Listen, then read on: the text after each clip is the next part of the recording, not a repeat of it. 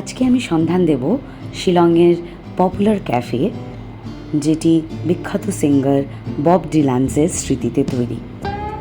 এটি শিলংয়ের মানুষদের কাছে একটা পপুলার ফুড জয়েন্ট।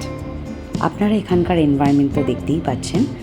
এখানে সব রকমের খাবার, যেমন pastry, patties, continental, different kinds of snacks, আর খুব ভালো কফি পাওয়া যায়। আমরা এখানে নিয়েছিলাম ক্যাপুচিনো, যার সাথে এনারা কুকিজও দিয়েছিলেন।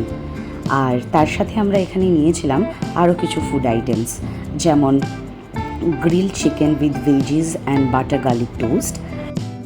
এই পুরো ডিশটি এক কথায় বলবো খুবই সাপ্লিমেন্ট খেতে ছিল। আর তার সাথে নিয়েছিলাম আমরা চিকেন মোমোস। দেখুন, এনারা এই ছোটো ছোটো টকরিতে কি সুন্দরভাবে মোমোসগুলোকে আমাদের সার্ভ করেছিলেন।